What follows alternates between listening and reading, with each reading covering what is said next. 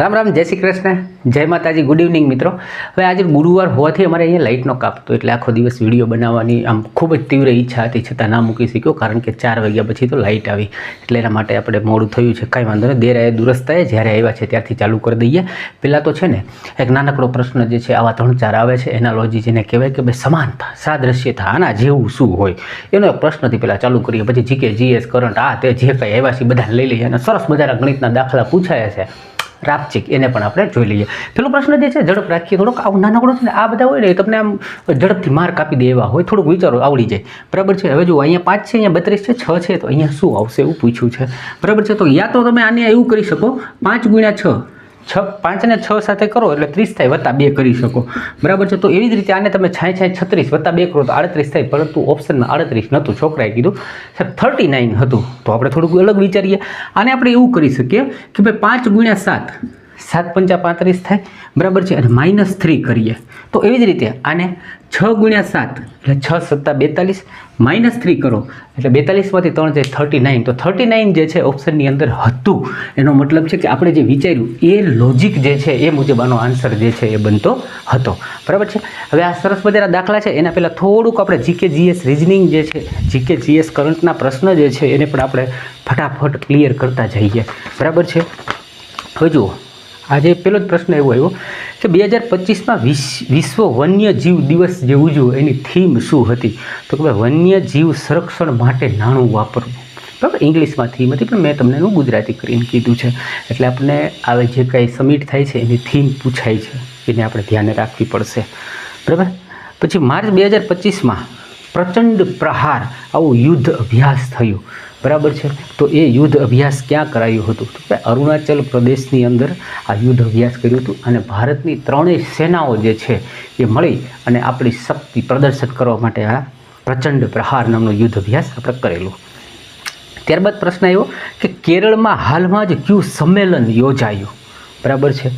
તો જેમાં આપણે ગુજરાતની અંદર વાઇબ્રેશન ગુજરાત હોય છે, બરાબર છે, વાઇબ્રેટ ગુજરાત, એવી જ રીતે કેરળની અંદર જે છે ને ઇન્વેસ્ટ કેરલા ગ્લોબલ સમિટ, બરાબર, ઇન્વેસ્ટ કેરલા ગ્લોબલ સમિટ જે છે ઉજવવામાં આવ્યું, કારણ કે કેરલાની અંદર પણ લોકો પૈસાનું રોકાણ કરે અને કેરલા જે છે એને ગ્લોબલાઇઝેશન કરી શકાય, એના માટે આ સમિટ થયું. પ્રશ્ન આવ્યો.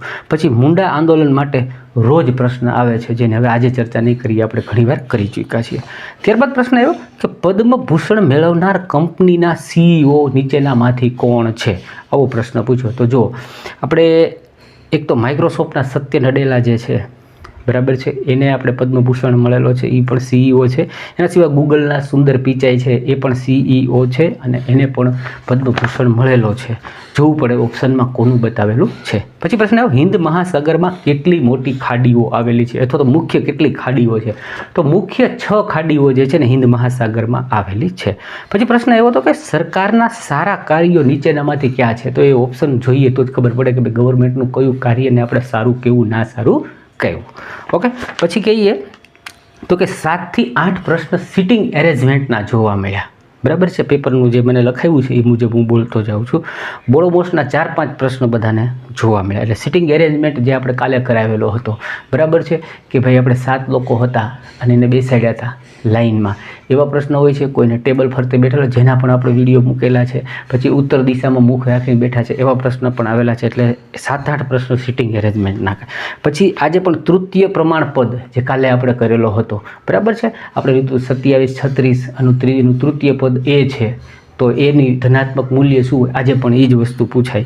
પછી પ્રશ્ન આવ્યો કે પીસીમાં ફોલ્ડર બનાવવાના સ્ટેપ જે આપ્યા હતા એમાંનું કયું ન હોય, એટલે એ પણ આપણે ઓપ્શન જોવો પડે. અથવા તમને બધાને ખબર છે કે ભાઈ આપણે નવું ફોલ્ડર જે છે કેવી રીતે ક્રિએટ કરતા હોય, પીસીમાં રાઇટ ક્લિક કરી અને ન્યૂમાં જઈને ફોલ્ડર, એટલે ન્યૂ ફોલ્ડર લખેલું હોય અને એના પર બ્લુ કલર હોય, એને આપણે નવું નામ આપીએ એટલે એ નામ જતું રહે. આ ટાઈપના સ્ટેપ હોય છે. પછી આવ્યું સાયન્સમાંથી આયર્ન સલ્ફેટ જ્યારે પ્રોસેસ કરે ગરમ પાણી સાથે, ત્યારે કયો ગેસ કે કયો વાયુ બહાર નીકળે છે? બરાબર છે. તો 2 વાયુ નીકળતા હોય, સલ્ફર ડાયોક્સાઇડ અને બીજો સલ્ફર ટ્રાયોક્સાઇડ. સાયન્સનો પ્રશ્ન હતો. ઓકે. પછી આવ્યો તો એક કે કુકા આંદોલન, આના પહેલાં આપણે જોઈ લીધું છે. કુકા આંદોલન છે કોની સાથે સંબંધિત? તો કુકા આંદોલન જે છે ને પંજાબની અંદર થયેલું હતું બ્રિટિશરોની સામે, અને એના મુખ્ય નેતા હતા રામસિંહ, બરાબર છે. પંજાબનું એમ કહેવાય કે ધાર્મિક આંદોલન હતું, ધર્મને બચાવવા અંગ્રેજોની સામે થયેલું હતું. પછી એક પ્રશ્ન આવ્યો હતો સંસદને લઈને, એક પ્રશ્ન હતો, પ્રોપર ક્વેશ્ચન્સ આપણી પાસે નથી આવ્યો કે ફેબ્રુઆરી 2025માં સંસદની અંદર કઈ વસ્તુ પસાર કરવામાં આવી, બટ આપણી પાસે પ્રોપર ક્વેશ્ચન્સ નથી. પછી આ પ્રશ્ન રોજ આવે છે, 6 વર્ષથી લઈ 14 વર્ષના બાળક માટે નીચેનામાંથી કયો બંધારણીય સુધારો જે છે એ કરવામાં આવેલો છે. 86મો બંધારણીય સુધારો લગભગ ડેઇલી આવે છે ને 21A કલમ મુજબ, બરાબર, અથવા તો અનુચ્છેદ મુજબ આ વસ્તુ કહેવામાં આવી છે.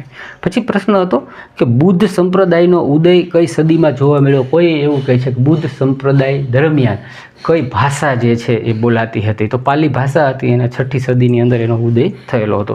પછી એક પ્રશ્ન આવ્યો કે ઇતિહાસમાંથી મૌર્ય કાળના પતન બાદ કયો વંશ આવ્યો. તો મૌર્ય કાળ જે હતા એના છેલ્લા જે શાસક હતા એનો સેનાપતિ હતો પુષ્યમિત્ર શૃંગ. એમણે એનું મારી અને શૃંગ વંશની સ્થાપના કરેલી હતી, બરાબર. પછી આ પ્રશ્ન આવ્યો જે આપણે પુષ્યભૂતિ હર્ષવર્ધનવાળો વંશ જે છે એમાંથી જ પ્રશ્ન આવ્યો, અગાઉ પણ આવેલો હતો કે પુષ્યભૂતિએ કયા વંશની સ્થાપના કરી, તો એનો વર્ધન વંશ અથવા તો એ બાજુની સાઈડમાં થાનેસર વંશ તરીકે એને ઓળખવામાં આવે છે. નેક્સ્ટ ક્વેશ્ચન આવ્યો બંધ અને નદીઓ ઉપરના બાંધનો, કે ભાઈ ટિહરી બાંધ જે છે એમાં કઈ કંપનીએ ભારત સરકારને સહયોગ કરેલો, તો THDC ઇન્ડિયા લિમિટેડ નામની જે કંપની છે એનો આમાં મોટો ફાળો છે, સહયોગ કરેલો ટિહરી બાંધ બનાવવા માટે. કોમ્પ્યુટરમાંથી ક્વેશ્ચન્સ આવ્યો લેન માટે, LAN લોકલ એરિયા નેટવર્ક, બરાબર છે, કે ભાઈ નાના નાના નેટવર્ક કોમ્પ્યુટરોને જોડી અને બનાવવામાં આવતા નેટવર્કને શું કહેવાય, તો એવો પ્રશ્ન હતો, તો કે ભાઈ એને લેન તરીકે ઓળખવામાં આવે છે. અંડમાન અને નિકોબાર, બરાબર છે, અંડોમાન અને નિકોબારની વચ્ચે જે ચેનલ આવી છે ચેનલને શું નામથી ઓળખવામાં આવે છે, એના 10 ડિગ્રી ચેનલ તરીકે આપણે ઓળખતા હોઈએ છીએ. એના સિવાય ક્વેશ્ચન્સ આવ્યો કે ભાઈ પેસ્ટ કરવાની શોર્ટકટ કી, તો Ctrl+C થી આપણે કોપી કરતા હોય, Ctrl+V થી આપણે પેસ્ટ કરતા હોઈએ છીએ. પછી 2 બંધારણીય સુધારા પૂછ્યા, 42મો સુધારો અને 44મો સુધારો. તો 42મો સુધારો જે છે એને આપણે શું કહીએ છીએ, મિની કોન્સ્ટિટ્યુશન, નાનું બંધારણ તરીકે જ ઓળખીએ છીએ, જે 1976માં કરવામાં આવ્યું, બરાબર છે. એના અંદર એવું કહેવાય કે ભાઈ આપણા જે ફરજો છે, બરાબર છે, એ ફરજો 51A છે એ એમાં જોડવામાં આવ્યું હતું, બરાબર છે. સમાજવાદી, ધર્મનિરપેક્ષ એવા શબ્દો જોડવામાં આવેલા હતા. પછી 1978ની અંદર વાત કરીએ તો 44મો બંધારણીય સુધારો આવ્યો. એમાં શું કર્યું, તો કે ભાઈ સંપત્તિનો જે અધિકાર છે, બરાબર છે, એને રદ કરવામાં આવ્યો. લોકસભા વિધાનસભાના કાર્યકાળ છે એને 5 વર્ષના કરવામાં આવ્યા. તેમજ ઇમરજન્સી એટલે આપણે કહીએ ને કટોકટીના સમયમાં અમુક આપણા અધિકારો જે છે એને રદ કરવામાં આવેલા. ઓકે, હવે એની સિવાય હજી પ્રશ્ન છે પણ થોડાક આને લઈ લઈએ. સારા પ્રશ્ન જે છે એને આપણે પહેલાં થોડાક સમજી લઈએ, બરાબર છે. હવે જો આ એક પ્રશ્ન છે કે 3 વર્ષ પહેલાં એની ઉંમર 2 થી 6 વર્ષ સુધી 6 વર્ષ વધુ હતી, બરાબર. આ પ્રશ્ન છે ને થોડોક કેવો હોય ખબર, ગૂંચવણવાળો હોય, અને વાંચતા સમજવું પડે, સમજતા કન્ડિશનની સાથે સાથે ગોઠવણ કરો ને તો જ થઈ શકે. હાર્ડ પડી જાય અથવા તો સમય પણ તમારો બગાડી શકે છે. પહેલાં શું કહે છે, 3 વર્ષ પહેલાં, એટલે હું અહીંયા લખું, આ 3 વર્ષ પહેલાંની વાત કરે છે, બરાબર છે. 3 વર્ષ પહેલાં શું કહે છે, એની ઉંમર 2 થી 6 વર્ષ વધુ હતી, બરાબર છે. તો આ A છે અને આ B છે. એની ઉંમર જે છે એની ઉંમર 2 થી 6 વર્ષ વધુ હતી, એટલે કે ભાઈ આને હું બીને X કહું, બરાબર છે. તો આ 6 વર્ષ વધુ હતી એટલે X + 6 થઈ ગઈ. ઓકે, પછી કે 5 વર્ષ બાદ, તો પહેલાં તો શું આવશે, અહીંયા હાલની પરિસ્થિતિ આવશે, ઓકે, અને પછી 5 વર્ષ બાદની પરિસ્થિતિ આવશે. ઓકે, એટલે 3 સ્ટેપ થાય છે. ભલે તમે કરી શકો કે ના કરી શકો, આવું આપણે કંઈક કરીએ ને એટલે માઇન્ડ છે ને એ થોડુંક તર્ક કરતાં શીખે, આવા પ્રશ્નોને કસોટીથી સમજતા શીખે. એટલે આને કોશિશ કરવાની, જેમ કે હું કોશિશ કરું છું, થઈ જાય તો આપણે બધા. ઓકે, આ A અને B થયું, એટલે મેં B થી આ A વધારે છે ને એટલે મેં B ને X ધારી લીધો. હવે આ જે કન્ડિશન હતી 3 વર્ષ પહેલાંની હતી, તો હવે હાલ કંઈક હશે તો 3 વર્ષ પહેલાંની હતી એટલે અત્યારનામાં 3 વર્ષ ઉમેરાશે, ત્યારે હાલમાં આપણે આવશું એટલે આ શું થશે, 9 થશે, અને આ શું થશે, X + 3 બનશે. હાલ આવ્યા. હવે શું કહે છે, 5 વર્ષ બાદ, એટલે હવે આ હાલથી 5 વર્ષ બાદ એટલે આમાં પાછા 5 વર્ષ ઉમેરાશે, એટલે X + આ શું બનશે, તો કે 14 બનશે, બરાબર છે. આ X + આને 5 આપી દો એટલે પહેલાં તો એ 8 બની જશે. ઓકે, કારણ કે 5 વર્ષ બાદની વાત કરે છે એટલે આટલું મેં લખ્યું. પાછું વાત 5 વર્ષ બાદ એની ઉંમર, એટલે એની ઉંમર બીની ઉંમરના ડબલ, એટલે આ બી જે છે આ બીની ઉંમર છે એના ડબલ હું કરી દઉં છું, બરાબર. ડબલથી 6 વર્ષ ઓછી એટલે હું કરું -6, બરાબર છે. આ મુજબની 6 વર્ષ ઓછી હતી એ પ્રમાણે મેં લખ્યું. હવે કહે છે તો એની વર્તમાન ઉંમર શું, એટલે હવે આપણે એની વર્તમાન ઉંમર જે છે એ શોધવાની છે. આટલું કરતાં આવડે ને એટલે આપણને 80% દાખલો આવડી ગયો, કારણ કે એમાં મેઇન વસ્તુ એ જોઈએ તમને ગોઠવતા આવડવું જોઈએ. ગોઠવતા આવડે એટલે બહુ થઈ ગયું, બરાબર છે. શું કરીએ જો હવે આ x + 14 છે, અહીંયા જોઈએ આ 2x થશે અને 16x થશે, બરાબર છે. આ શું થશે 2x + આ થશે 16, બરાબર, અને -6. હવે તમે જુઓ 16માંથી 6 જાય તો શું વધશે, તો કે 16માંથી 6 જાય તો 10 વધશે. એ 10ને હું આ બાજુ લઈ જાઉં તો આ 14માંથી 10 જાય તો શું વધશે, તો કે 4 જ વધશે. ઓકે, એટલે અહીંયા શું વધ્યું 4. હવે આ 2x છે ને આ x આ બાજુ જાય તો શું થશે, તો કે એક જ x વધશે. એક્સની જે આખી કિંમત છે એ આપણને શું મળી, તો કે 4 મળી ગઈ. હવે આ 3 વર્ષ પહેલાંનું છે, બરાબર છે. તો એક્સની કિંમત 4 હોય, બરાબર, તો 6 ને 4 10 થાય 3 વર્ષ પહેલાં, અને હાલ કરું તો 10 ને 3 13, તો એક્સની જે એટલે કે આ એની જે વર્તમાન ઉંમર છે ને 13 વર્ષ થઈ. આ કેલ્ક્યુલેશન જે છે આવી રીતે આપણે કરી શકીએ. જો પરીક્ષામાં કરવું હોય તો તમે કરી શકો. આના સિવાય કોઈ શોર્ટ રીત આ દાખલાની મારા ખ્યાલથી નથી, કારણ કે કન્ડિશન જે આપી છે એ કન્ડિશન મુજબ જ તમારે ચાલવું પડે, અને તો જ તમે આ દાખલો જે છે એને પ્રોપરલી કરી શકો. ઓકે, એટલે આ એક સરસ મજાનો પ્રશ્ન આજે પૂછાઈ ગયો. આ ટાઈપનો હતો, એવું નહીં કે બેઠે બેઠો, પણ છોકરાઓએ કીધું ને કે સાહેબ આવું કન્ડિશન હોય, એટલે મેં એવો દાખલો લીધો કે આવી કન્ડિશનવાળો પ્રશ્ન આપણને પૂછાયો.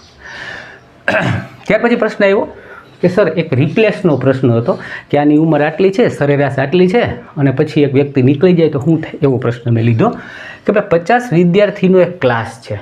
ઓકે, એમાં x કિલોગ્રામવાળાની જગ્યાએ 75 કિલોગ્રામવાળો રિપ્લેસ થાય તો એની એવરેજ જે છે એ અડધું 1/2 એટલે કે અડધું વધે છે. તો જે વ્યક્તિ ગયો ને એની ઉંમર શું, બરાબર. 2-3 રીતથી ગણી શકાય. જો મૌખિક ગણવું હોય ને તોય કરી શકાય, આવડતી હોય, થોડુંક માઇન્ડ સેટ હોય તો, બરાબર. નહીંતર હું પહેલાં તમને સમજાવું, પછી મૌખિક કેમ કરવું એ હું શીખવાડું. પહેલાં તો આ જે નવો છે, બરાબર છે, એના આવવાથી શું થયું, તો કે ભાઈ આ એક નીકળી ગયો, એટલે આ એક્સ જે છે એ નીકળી ગયો. એના સિવાય શું ફેર પડ્યો, વત્તા એટલે કરું છું કે ભાઈ અહીંયા એક લીધું ને કે એવરેજ છે એ અડધી વધી, તો એવરેજ વધી કેટલા જણામાં, તો 50 વ્યક્તિ હતા, બરાબર છે. 50-50માં એવરેજ કેટલી વધી, તો કે 1/2 જેટલી વધી. ઓકે, તો નવો આવ્યો એ કેટલો છે, તો કે 75 વર્ષનો છે. એક્સ ગયો એની આપણને ખબર નથી, વત્તા ને વત્તા આને કરશું એટલે શું થશે 25, કારણ કે અહીંથી છેદ ઉડી જાય ને, તો આ 25ને આમાંથી બાદ કરું તો એક્સની વેલ્યુ શું આવી, તો કે 50. ઓકે, એટલે કે ભાઈ જે જતો રહ્યો ને એ 50 વર્ષનો હોય. પણ તમે કીધું ને કે સાહેબ આ એમનામ પણ કરી શકાય, તો કેવી રીતે કરી શકાય એ પણ હું તમને સમજાવી દઉં. કે આવ્યો ને એ વ્યક્તિ કેટલાનો છે, તો કે 75 વર્ષનો છે. ઓકે, ક્લાસમાં વ્યક્તિ કેટલા છે, તો કે 50 છે, અને 50-50માં એવરેજ જે વધી કેટલી, તો કે અડધી વધી, એટલે કે 50-50ને આ આવ્યો એમાંથી અડધી ઉમેરવામાં આવી, આપવામાં આવે ત્યારે જ એવરેજ છે એ બધાને આપવામાં આવે ને ત્યારે જ એવરેજ વધે, બરાબર. કદાચ તમે સમજી શકો હું જે કહેવા માગું છું એ, બરાબર. ન સમજી શકો તો એક્ઝામ્પલ આપું. આ 1 છે, આ 3 છે, આ 5 છે, બરાબર છે. હવે આ બધાની એવરેજ છે ને 3 છે. હવે કોઈ વ્યક્તિ આવે ને એવરેજ 4 થાય તો એનો મતલબ આ બધામાં 1-1નો વધારો થયો. આ બધામાં હું 1-1 આપું તો 1નો જ વધારો થયો, બરાબર છે. પણ એ આવ્યો એ બધાને આપે છે તો એવરેજ વધે છે ને, તો એને આપવી તો બધાને પડશે. તો એવી જ રીતે અહીંયા 50 જણા છે, એ 50-50ને એણે અડધું આપ્યું. શું આપ્યું, અડધું આપ્યું, એટલે કે 25 જેટલી એણે વેચી નાખી, બરાબર છે. 25 જેટલી ઉંમર એણે વેચી તો વધી કેટલી, તો કે 50 વધી. એનો ઉપયોગ શું કામ ન થયો, તો કે વિયો ગયો ને એની જગ્યાએ આવ્યો, એટલે ગયો એ 50નો જ હોય તો જ આ 50-50નો ક્યાંય ઉપયોગ ન થયો, માત્ર 25નો જ ઉપયોગ થયો. સમજી ગયા? કદાચ આશા રાખું કે હું જે સમજાવવા માગું છું, બરાબર છે. થોડીક પ્રેક્ટિસ ને થોડાક અંદર ઉતર્યા હોય ને તો તમે આવા દાખલાને મૌખિક પણ કરી શકતા હોવ છો. ઓકે, એટલે આ પ્રશ્ન પણ કમ્પ્લીટ થઈ ગયો. હવે એની સિવાયનો જે પ્રશ્ન છે સરસ મજાનો પૂછાયેલો છે, બરાબર. એની પહેલાં કહી દઉં, જો તમારી ફરજ આવે છે લાઈક કરો. આપણો વિડીયો બહુ ઓછો જોવાય છે, 40-50 વ્યૂ હોય, શું કરવાનું હોય, થોડીક હેલ્પ કરો, વિડીયોને ફોરવર્ડ કરો, બીજા સુધી શેર કરો, બરાબર છે, લાઈક કરો. આવું કરશો ને તો વિડીયો વધારે ફેલાશે. મને તો ઠીક છે પણ જોનારને ફાયદો થશે એના માટે કહું છું. ઓકે, જો હા ગરમી બી થાય છે, બધું કરીએ છીએ. ઓકે, ચાલો કાંઈ વાંધો નહીં. જોઈએ, એક પ્રશ્ન આવ્યો કે 100થી લઈને 1000ની વચ્ચે 3 અંકની એવી સંખ્યા કે જે 2, 4, 5, 6, 8થી બનેલી હોય પણ કોઈ પણ અંક છે એની રિપીટ ન થવો જોઈએ એવી કેટલી સંખ્યાઓ બને? ફરીથી કહું છું, 100થી લઈને 1000 વચ્ચે 3 અંકની સંખ્યા છે અને એ પાછી આટલા અંકથી જ બનેલી હોવી જોઈએ, કોઈ અંક રિપીટ ન થાય, આવી કેટલી સંખ્યાઓ બને? એકદમ સહેલો પ્રશ્ન હોય, બરાબર છે. કુલ સંખ્યા આપણે જે બનાવવાની છે 3 અંકની બનાવવાની છે, બરાબર. તો આમાંથી પાંચેયમાંથી હું પાંચેયને અહીંયા વારાફરથી મૂકું એવી કેટલી સંખ્યા? તો કે 5 અંકને હું અહીંયા વારાફરથી મૂકું એવા 5 અંક થયા. પછી આમાંથી 5માંથી હવે કેટલા અંક વધ્યા? તો કે 4. હવે 4 અંકને અહીંયા લઈ લઉં. હવે કેટલા અંક વધ્યા? તો કે 3, બરાબર છે. તો પહેલા જગ્યાએ હું 5ને મૂકી દઉં, બીજી વખત હું 4 અંક વાપરી નાખું, ત્રીજી વખત હું 3 અંક વાપરી નાખું, કારણ કે મારે 3 અંકની સંખ્યા બનાવવાની છે.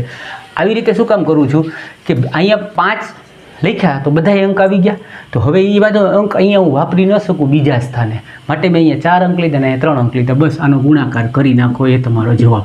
4 તેરી 12 ને 12 પંચા 60. તો 60 અંક એવી સંખ્યા જે છે ને આવશે. જો તમને એમ ન કીધું હોત કે આની અંદર રિપીટ થવું ન જોઈએ, બરાબર છે, એવું કીધું હોય કે રિપીટ થવાની છૂટ છે, તો તમે બધી જગ્યાએ 5 અંકને વારાફરથી મૂકી શકતા હતા. તો 5 25 ને 25 પંચા 125 એવી સંખ્યા 125 વખત આના અંદર તમે લખી શકો છો. ઓકે, એટલે આ પ્રશ્ન પણ સહેલો હતો. હવે પાછા થોડાક પ્રશ્ન જે રહી ગયા છે એને આપણે જોઈ લઈએ. એક પ્રશ્ન આવ્યો કે ભાઈ કેબિનેટ મંત્રી તથા મંત્રી પરિષદમાં બંનેમાંથી ઊંચું પદ કોનું કહેવાય? કે મંત્રી પરિષદ જે છે એ ઊંચા પદ ઉપર કહી શકાય. બૌદ્ધ ધર્મ સમયે કઈ ભાષાનો ઉપયોગ થતો હતો? તો કે પાલી ભાષાનો ઉપયોગ થતો હતો. કોમ્પ્યુટરમાંથી રેગ્યુલર એક પ્રશ્ન આવે છે કે અલ્ટર વત્તા ટેબ જે છે એનો ઉપયોગ શું? 3 દિવસથી આપણે કહીએ છીએ અલ્ટર ટેબનો ઉપયોગ જે છે એ શું હોય છે, બરાબર છે. કે ભાઈ એક કરતાં વધારે પેજ ખુલ્લા હોય અથવા એપ્લિકેશન ખુલ્લી હોય કે વિન્ડોઝ ખુલ્લો હોય તો એકમાંથી બીજામાં જવા માટે તમે અલ્ટર ટેબનો ઉપયોગ કરો છો. પછી પ્રશ્ન આવ્યો કે ભાઈ જે જગ્યાએ ઝાઝો વરસાદ થતો હોય ત્યાં કયા પ્રકારની માટી જે છે એ જોવા મળતી હોય છે, બરાબર. તો એને લેટેરાઇટ માટી કહેવામાં આવે છે, જેને આપણે રાતી માટી કે લાલાશ પડતી માટી તરીકે ઓળખીએ છીએ. પછી યક્ષગાન નૃત્ય કયા રાજ્યનું ફેમસ નૃત્ય છે? તો કે ભાઈ કર્ણાટક રાજ્યનું ફેમસ નૃત્ય છે. હરિત ક્રાંતિમાંથી આજે 2 પ્રશ્ન આવ્યા. પેલો જોઈએ, હરિત ક્રાંતિ જે છે એ કઈ પંચવર્ષીય યોજના દરમિયાન લાગુ કરાઈ હતી? તો ત્રીજી પંચવર્ષીય યોજના જે હતી 1961 થી 1966ની એનો સમયગાળો હતો, એમાં આ હરિત ક્રાંતિ લાગુ કરવામાં આવી હતી. બીજો પ્રશ્ન એવો કે હરિત ક્રાંતિના જે કઈ ક્રાંતિ થઈ એના લીધે કયા વાવેતર કે કયા પાકમાં સૌથી વધારે ક્રાંતિ જોવા મળી? તો ઘઉં અને ચોખાના જે વાવેતર એનો પાક જે છે એના અંદર સૌથી વધુ ક્રાંતિ જોવા મળી. પછી પ્રશ્ન એવો, સુપ્રીમ કોર્ટના 52માં મુખ્ય ન્યાયાધીશ જે છે એ કોણ બન્યા? તો VR ગવઈ જે છે એ સુપ્રીમ કોર્ટના 52માં મુખ્ય ન્યાયાધીશ બનેલા છે. એની પછી પાછો પ્રશ્ન હાઈકોર્ટમાંથી આવી ગયો કે હાઈકોર્ટના ન્યાયાધીશને સ્થાનાંતર કોણ કરી શકે? આ પ્રોપર ક્વેશ્ચન્સ મળ્યો નથી, પણ આ ટાઈપનો પ્રશ્ન હતો એટલે એને ટૂંકમાં ખસેડી કોણ શકે, આ ટાઈપનો કંઈક ક્વેશ્ચન્સ હશે, પણ પ્રોપર માહિતી આપણી સુધી પહોંચી નથી. પછી પ્રશ્ન આવ્યો કે નીચેનામાંથી કોનામાં પ્રોટીન હોતું નથી? ઓપ્શન આપ્યા હતા ઓક્સિજન, નાઇટ્રોજન, આ ટાઈપના. તો એની અંદર ફોસ્ફરસ જે છે એના અંદર કોઈ પણ જાતનું પ્રોટીન નથી હોતું, અને ફોસ્ફરસ જે છે સામાન્ય રીતે ઘસારાથી સળગતી હોય છે, એવી આપણે દિવાસળી કહીએ, દિવાસળી ઉપર જે લાલ કલરનું લગાડ્યું હોય ફોસ્ફરસ હોય, એમાં કોઈ પણ પ્રોટીન હોતું નથી. પછી એક પીટ્સ ધારો, બરાબર છે, જેને આપણે પીટ્સ ઇન્ડિયા એક્ટ તરીકે ઓળખીએ છીએ, જે 1784માં આવ્યો હતો, બરાબર છે. એ શું એ શેના માટે આવેલો અથવા તો શું લઈને આવેલો, બરાબર છે, એનાથી શું લાગુ થયેલું હતું, બરાબર છે. તો એ પણ હજી પ્રોપર આપણી પાસે માહિતી આવી નથી. તમે એક વખત રીડ કરી લેજો કે 1784માં જે પીટ્સનો ધારો આવ્યો એમાં શું ફેરફાર અથવા તો કઈ વાતને પ્રસ્તાવિત કરવામાં આવેલી. લાસ્ટ પ્રશ્ન આવ્યો કે કઈ જમીન એસિડિક હોય છે? બરાબર છે, કઈ માટી કે કઈ જમીન જે છે એની અંદર એસિડનો ભાગ વધારે જોવા મળે છે, બરાબર. તો જે હમણાં આપણે વાત કરી લેટેરાઇટ, મારું નોલેજ છે ત્યાં સુધી લેટેરાઇટ નામની જે જમીન છે, માટી છે, એના અંદર સૌથી વધારે એસિડિક તત્વો જોવા મળતા હોય છે. ઓકે મિત્રો, તો મહા મુસીબતે વિડીયો બન્યો છે, હજી અપલોડ કરવા માટે પણ કંઈક જુગાડ કરવો પડશે. તો તમારી ફરજ છે વિડીયોને લાઇક કરો, ચેનલને સબસ્ક્રાઈબ કરો, જેથી કરીને હું પણ મોટિવેટ થવાનું વધારે આવા વિડીયોને તમારા સુધી પહોંચાડી શકું. મળીએ છીએ બીજા વિડીયોમાં, ત્યાં સુધી આવજો.